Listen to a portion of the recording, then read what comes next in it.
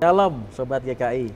Hari ini kita bertemu kembali bersama-sama untuk kita belajar untuk melihat peristiwa-peristiwa yang terjadi pada saat minggu-minggu Paskah, dan juga kita akan belajar bagaimana kita memaknai setiap minggu-minggu Paskah, dan kita akan belajar dari Bapak Pendeta Gordon S. Huta Barat, pendeta kita dari GKI Kota Wisata. Selamat siang Pak Gordon. Selamat siang Mbak Petra. Apa kabar Pak? Apa kabar? Baik. Ya, saya juga sehat-sehat aja Pak. Sehat selalu Pak Gordon. Puji Tuhan. Ya, kita dari umat kita ingin belajar, dan apa yang kita harus pahami, kita maknai peristiwa-peristiwa tersebut, dan apa yang kita bisa kerjakan dan lakukan sebagai umat. Minggu Palmarum itu seringkali dilihat sebagai satu minggu atau pekan suci menuju ke Paskah. Jadi ada satu minggu di mana di dalamnya ada satu titik momen yang penting sekali, di mana Yesus harus menjalani hal-hal yang terkait dengan misinya ke dunia ini, yaitu penebusan dosa kita. Tetapi dalam rangka penebusan itu memang ada masa sengsara, kadang-kadang disebut sebagai minggu sengsara ya. Setelah Palmarum itulah minggu sengsara. Lalu ada Tri Suci. Di dalamnya ada Kamis Putih, Jumat Agung, lalu pada akhirnya puncaknya adalah di Paskah itu sendiri. Nah, kalau dilihat sebagai Minggu Palma atau seringkali juga disebut Minggu Palmarum, itu ditandai dengan masuknya Yesus ke Yerusalem. Ya. Masuk ke Yerusalem untuk apa? Tentu bukan mau menampilkan diri, show off sebagai seorang yang luar biasa, yang sudah menunjukkan kuasanya, mujizat dan sebagainya, yang pada saatnya nanti memanggil, menggerakkan bangsa Israel untuk melawan penjajah yaitu Romawi. Enggak, bukan seperti itu. Karena kalau kita lihat, walaupun dia disambut dengan daun palem ya, dengan sorak-sorai gitu ya, tetapi Yesus menunggang seekor keledai, bukan untuk berperang, bukan menunjukkan dirinya sebagai seorang hero gitu ya, tetapi dia datang untuk membawa damai. Dan itulah yang memang dia akan dilakukan oleh Tuhan Yesus. Dia datang disambut dengan gegap gembita, dengan memuji Tuhan, dengan palma yang dilambai-lambaikan seperti itu, bak menyambut seorang pemimpin, penguasa atau pahlawan ya. Tetapi ironis sekali memang ketika awal memasuki Minggu Palmarum itu ada penyambutan yang luar biasa, namun gak lama lagi Yesus harus menjalani masa sengsara. Ada begitu banyak penderitaan.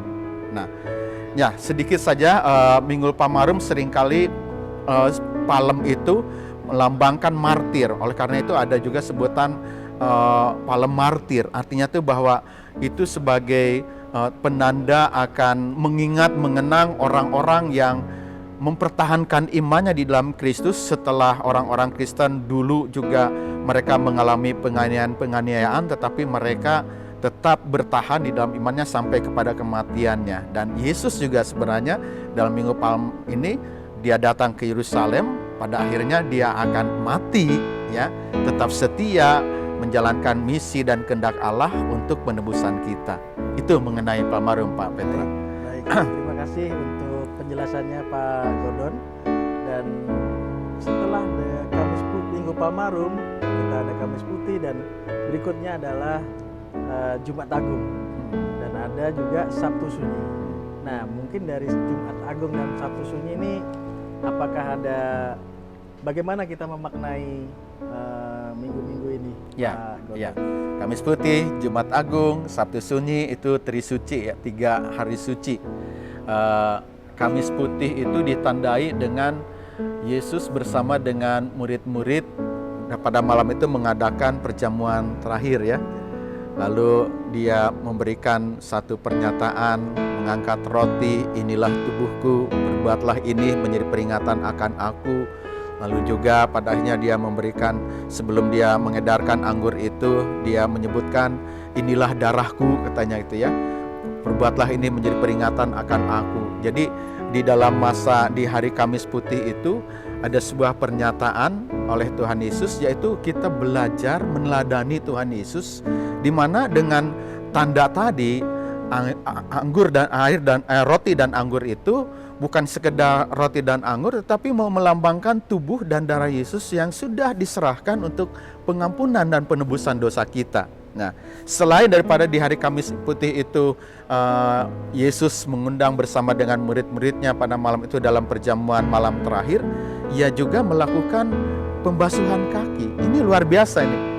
Seorang guru harusnya dilayani oleh murid dong ya Pak Petra. Tetapi ini guru, dia jongkok, dia mengangkat kaki muridnya yang harusnya itu adalah kotor, tapi dia pegang lalu dia basuh dengan kain lap gitu ya, membasuhnya. Ini menandakan apa? Ini satu hal yang ingin Tuhan Yesus ajarkan pada kita sebagai orang percaya belajar dari Tuhan Yesus, yaitu melayani. Seorang pelayan itu adalah dia mau menjadi hamba. Posisi hamba itu bukan duduk di atas, tapi dia di bawah. Dan selalu seorang hamba itu mau melakukan yang terbaik bagi Tuhannya, kan begitu ya. Nah, ini pengajaran buat kita. Sebagai orang yang percaya dan mau belajar dari Tuhan Yesus, maka siapapun orang Kristen itu harusnya bersedia dan mau melayani. Melayani adalah sebuah panggilan, tapi juga sekaligus sebagai rasa syukur, ya, mau melakukan yang terbaik bagi Tuhan. Kenapa? Tuhan sudah lebih dahulu memberikan yang terbaik buat kita, kan, dengan melayani kita. Bahkan pelayanan yang luar biasa itu adalah pengorbanannya. Ungkapan kita mau melayani adalah karena sukacita dan syukur kita karena Kristus yang sudah menyelamatkan kita. Itu Kamis Putih ya Pak. Nah, setelah hari Kamis Putih lalu masuk ke Jumat Agung. Jelaslah kalau Jumat Agung itu berarti kita mau merayakan, memperingati peristiwa kematian Tuhan Yesus yang diawali dengan pengadilan, penyiksaan, penghinaan gitu ya, sampai dicambuk. Memang memprihatinkan sekali, seorang yang begitu banyak melakukan mujizat, mengasihi, memberikan jalan keselamatan, tetapi pada akhirnya dia harus mengalami penderitaannya. Untuk apa? Untuk kita yang kotor. Yesus yang adalah Tuhan mau menghinakan dirinya bagi kita yang adalah memang hina. Ketika dia mati di salib, ada darah yang tercurah.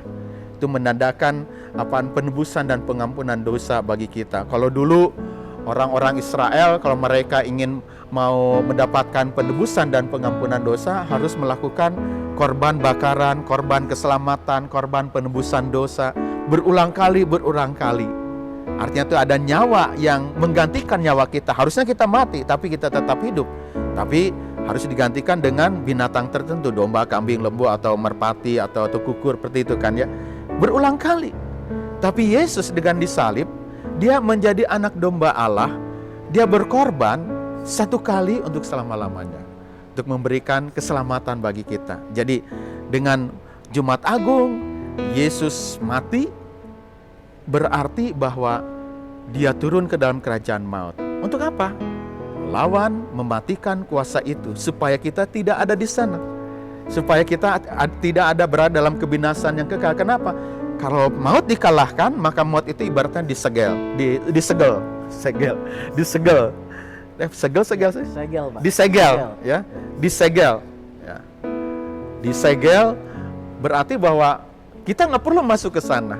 Kalaupun pada akhirnya kita nanti mati, itu seperti pintu gerbang aja, karena memang dari dunia ke alam yang lain nanti kan gitu ya. Tetapi kita, maut itu tidak bisa merebut kita dalam kematian yang kekal, dalam kebinasan yang kekal, tetapi kita sudah menjadi milik Allah. Kenapa? Karena Yesus pengorbanan dan penebusan itu. Itu Jumat Agung Pak Petra. Ya, baik, Pak. Lalu yang terakhir tadi apa? Sabtu Sunyi. Sabtu Sunyi menandakan satu hari sebelum Tuhan Yesus bangkit ya, di hari Paskah. Berarti Yesus sedang berada di dalam alam maut itu sendiri ya. Dia sedang melawan kuasa maut itu sendiri supaya kita tidak ada di sana, seperti tadi saya katakan ya.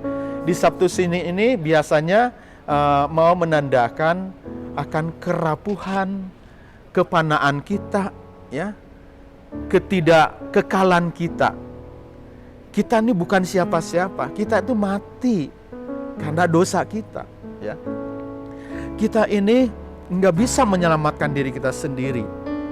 Ada seorang pendeta yang pernah mau mengatakan bahwa kalau manusia itu mati itu secantik apapun, setampan apapun, pada saatnya busuk, bau, dan jelek gitu ya. Nah, itulah melambangkan diri kita. Siapakah diri kita? Nggak ada apa-apanya. Nah, di Sabtu Sunyi lah ini menjadi sebuah semacam perenungan pribadi, refleksi, supaya kita boleh melihat kembali betapa sebentar, betapa fana hidup kita. Menyadari itu, ya jangan disia-siakan. Jangan isi hidup kita dengan hal-hal yang nggak berguna, gitu ya, dengan hal-hal yang jahat dan sebagainya. Isilah hidup ini dengan hal-hal yang membawa kekekalan tadi. Karena kita sebagai orang Kristen kan sudah percaya pada Tuhan Yesus. Walaupun memang pada saatnya kita mati, tetapi kematian hanya dilewati. Kita sudah menjadi milik Tuhan untuk selama-lamanya. Nah, apa yang kita doakan untuk di hari Sabtu Sunyi ini? Ya, berdoa untuk diri kita sendiri, supaya kita belajar dan sadar, oh saya fana ya. Yang kedua, ya kita belajar mengisi dalam masa-masa kefanaan ini ya, supaya pada saatnya kita boleh berkenan hidup di hadapan Tuhan ya. Minta berdoa juga agar Tuhan membimbing kita untuk memampukan kita punya hikmat membedakan mana yang benar, mana yang tidak benar ya, supaya kita boleh seperti tadi saya katakan hidup berkenan di hadapan Tuhan. Itu Pak Petra. Baik, jadi Sobat GKI, dari penyampaian Pak Gordon mengenai 3 minggu suci, yaitu Kamis Putih, Jumat Agung, dan Sabtu Sunyi, dapat kita simpulkan bahwa yang pertama adalah kita harus bisa melayani. Dalam hal ini pelayanan. Kita harus bisa melayani sesama dan keluarga terutama. Dan yang kedua, di Jumat Agung yang dapat kita ambil tadi adalah pengorbanan atau penderitaan Tuhan Yesus untuk kita semua. Dan yang Sabtu Sunyi ini lebih kepada diri kita masing-masing untuk kita bisa melakukan perenungan mengenai apa yang sudah kita lakukan dan apa yang akan kita lakukan ke depan.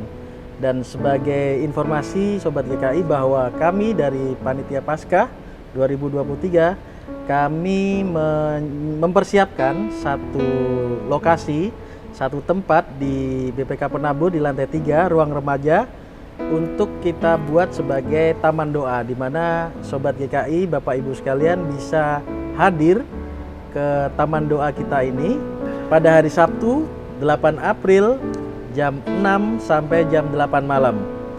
Jadi kami akan mempersiapkan satu ruang yang bisa Bapak Ibu pergunakan untuk berdoa. Dan selanjutnya yang terakhir adalah Minggu Paskah, ya, Pak Gordon. Jadi bagaimana kita memahami dan memaknai peristiwa Minggu Paskah supaya kita bisa mempersiapkan diri masing-masing untuk bisa menjalani Minggu Paskah yang akan datang. Kalau dilihat dari peristiwa Paskah berarti kita mau mengenang, mengingat kembali akan Tuhan Yesus yang tidak mati selamanya gitu ya, tapi ia bangkit kembali. Berarti dia menang. Maut, kuasa dosa dikalahkan. Hei maut, di mana sengatmu gitu ya. Seperti Petrus mengatakan begitu. Dan itu membuat kita juga bersukacita karena Yesus menang, maka itu menjadi jaminan bagi kita ya. Menjadi jaminan agar kita selama-lamanya bersama dengan Tuhan. Kalau kita percaya pada Tuhan, berarti kemenangan itu menjadi kita. Berarti kita menjadi umat pemenang, gitu ya. Kalau kita melihat Paskah, kita mau kalau meruntut ke belakang ya. Paskah itu kalau bagi orang Yahudi itu kan peringatan akan bagaimana bangsa Israel itu keluar dari Mesir. Ketika status mereka budak. Budak itu hina kan, padahal mereka bangsa terpilih. Tuhan tidak menginginkan, Tuhan ingin mengubahkan tempatnya bukan di Mesir sebagai budak, tetapi di negeri yang dijanjikan. Tetapi untuk keluar dari Mesir tidak mudah. Nah, di suatu saat Tuhan memang memimpin bersama juga dengan meminta kepada Musa untuk membawa bangsanya ini keluar dari Mesir. Tetapi dengan hal-hal yang harus terlebih dahulu dilakukan, yaitu ada domba yang disembelih, anak domba yang disembelih, darahnya harus dioleskan di atas tiang pintunya itu, ya. Dan pada saat kalau mereka ikutin selain daripada minum makan sayur beragi, sayur tawar dan juga roti tidak beragi, gitu ya. Dan akhirnya juga makan daging domba tadi juga. Dan di satu waktu Tuhan mengirim malaikatnya mengitari seluruh Mesir, maka semua yang sulung itu akan dicabut nyawanya. Bayangkan, serentak ada kematian dan kedukaan yang luar biasa bagi mereka yang tidak, keluarga atau rumah yang tidak ada tanda darahnya. Orang Yahudi selamat karena mereka ada tanda darahnya. Artinya itu malaikat berjalan tapi orang Yahudi dilewati. Pesah, itu arti daripada Paskah, dilewati atau melewati, sehingga kematian itu hanya dilewati. Yesus bangkit, kematian itu dilewati. Kita juga pada saat nanti kalau kita mati, kematian hanya dilewati aja, karena menuju kepada kekekalan bersama dengan Tuhan Yesus ya. Nah, kita bersyukur karena dengan Paskah ini berarti kita punya hidup. Oleh karena itu, satu hal yang paling penting dengan Paskah ini adalah mensyukuri akan hidup yang Tuhan janjikan pada kita. Jadi, Bapak Ibu Saudara, kita punya hidup bukan sekedar hidup, tapi hidup yang sudah dihidupi oleh Yesus. Karena kasih anugerahnya yang bersedia menderita, mati, tapi juga yang menang, bangkit kembali. Oleh karena itu, isilah segenap hidup kita dengan penuh syukur, ya, dengan mau melakukan segala hal yang berkenan di hadapan Tuhan. Hidup kita harusnya dipersembahkan untuk memuliakan namanya. Gitu Pak Petra. Baik, terima kasih Pak Gondon. Jadi demikian yang kita bisa pelajari hari ini Sobat GKI. Bagaimana kita memaknai masa raya Paskah ini sampai di Minggu Paskah pada puncaknya nanti pada tanggal 9 April 2023. Saudara, kita bersyukur Paskah menyapa kita kembali. Saya ingin menyampaikan selamat Hari Paskah.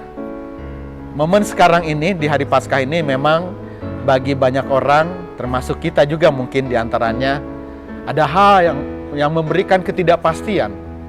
Takut tahu kan hari esok, ketidakpastian dalam banyak hal, ya, terutama hal-hal yang terkait dengan kehidupan kita. Tetapi kemenangan Tuhan Yesus dengan kebangkitannya itu, bahwa hidup itu di dalam Tuhan Yesus adalah pasti bagi kita. Oleh karena itu, hadapilah dalam segala ketidakpastian ini dengan keberanian kita. Kita tidak melangkah sendiri, tetapi bersama dengan Tuhan yang adalah Sang Immanuel, yang sudah mengalahkan kebinasaan, kematian itu dengan kebangkitannya. Sekali lagi, selamat Hari Paskah 2023. Tuhan Yesus memberkati.